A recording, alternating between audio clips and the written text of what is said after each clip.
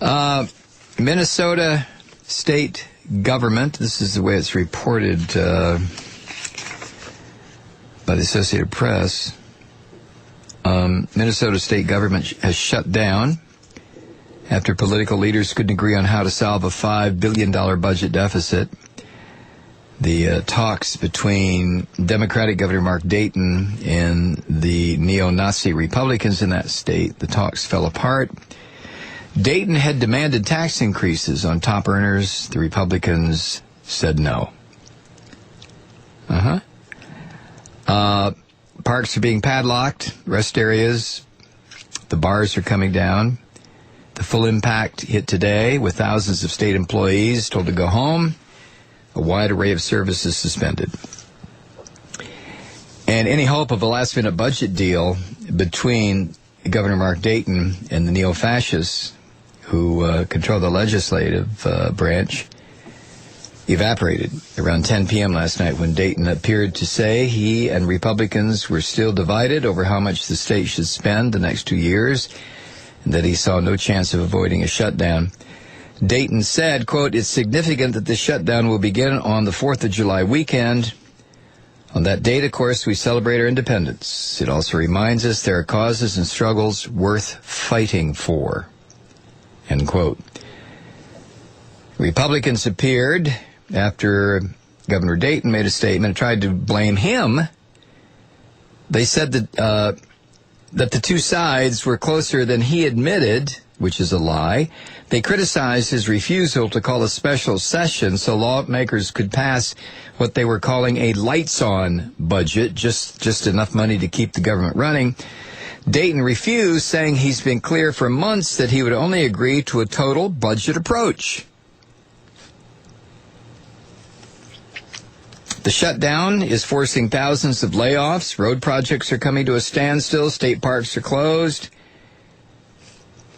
The effects were already being felt yesterday as people rushed to get driver's and fishing licenses, and park officials began warning campers to pack their gear and leave.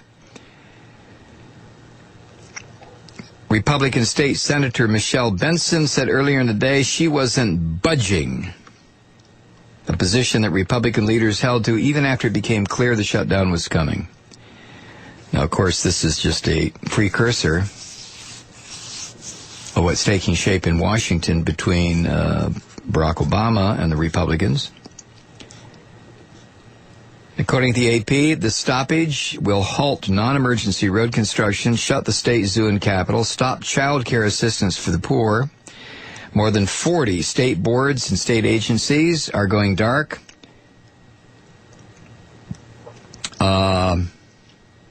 A small group of protesters paraded before reporters clustered outside Governor Dayton's office yesterday afternoon, chanting and waving signs to support the governor's position. They yelled, "You say cut back, we say fight back, cut back, fight back. You say cut back, we say fight back." I agree with that. One woman carried a handmade sign that read, "Governor Dayton, don't back down."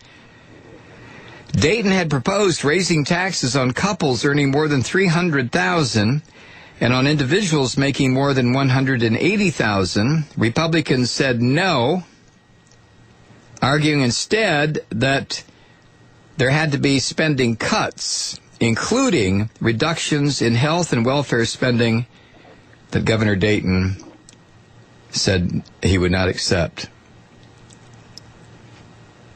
Okay. Well, how does it feel, Minnesota? Not only is your state closed, but you have a psychopathic, crazy person out there, Michelle Bachmann, running around like her hair's on fire. Prairie 2 writes, the U.S. dollar has been relatively stable for the past 2 days, although still relatively weak against the euro. Oil has started to come down again, so is gold, which is below $1,500 an ounce, and the interest on U.S. Treasuries is still edging up. This combination indicates traders aren't expecting any big crisis soon. Indeed, with the looting of Greece going so well, there will be booty for everyone.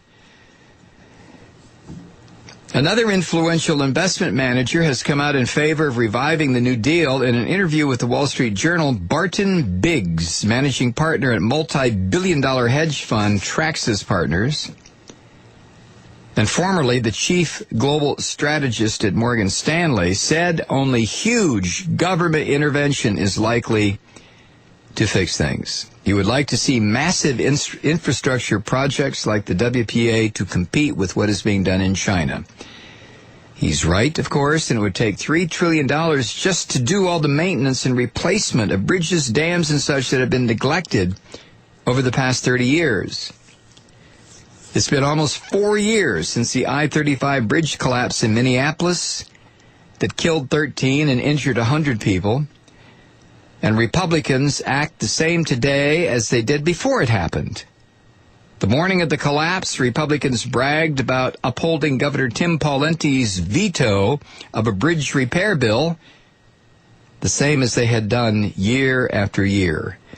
And today the state of Minnesota has closed for lack of money. That's right, they are closed. Pawlenty brags that he balanced the budget for 8 years straight, and we know how he did that, don't we? Besides neglecting bridges and letting Medicaid patients die, he shifted massive amounts of spending to local governments and juggled the books to leave a $5 billion shortfall behind. The current governor, who's a Democrat, won't back down to the Republican legislature. They won't give up the tax cuts they gave corporations and the rich, of course, and so the state of Minnesota is closed. In neighboring Wisconsin, the Republicans are completely in control and have instituted massive cuts and imposed them on local government, which isn't allowed to raise their own taxes to make it up. Republicans are doing this in every state they control, even refusing federal money for infrastructure projects. Some are even cutting unemployment benefits and Medicaid coverage by refusing the federal money to pay for it. The Republicans at the state levels are not limiting themselves to tanking the economy and letting the sick go untreated. They're passing bills designed to severely restrict voter turnout, with ID requirements and voting procedures to make it easy for Republican poll watchers to simply deny access to the polls. They're also streamlining, quote, the administration of elections to ensure Republican officials can make voting as difficult as possible in Democratic precincts.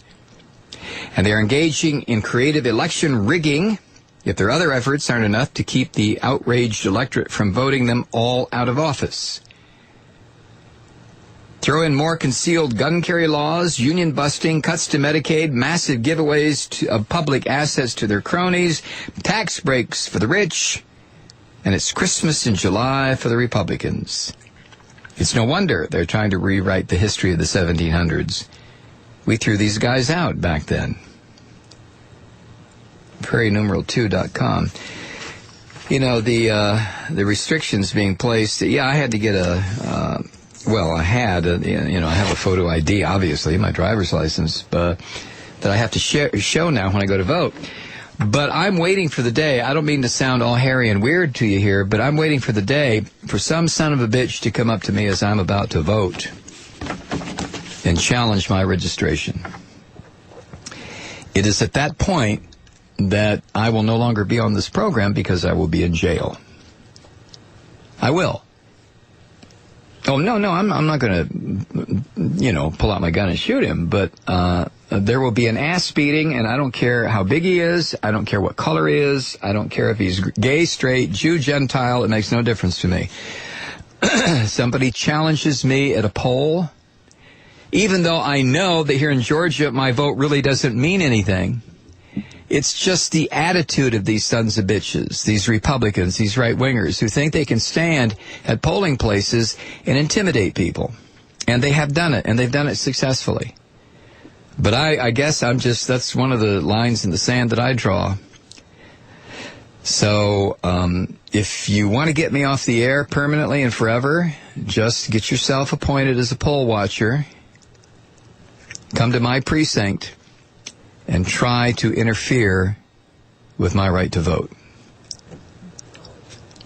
That'll be the end of that story. We'll be right back. Stay with us. I'm Mike Malloy.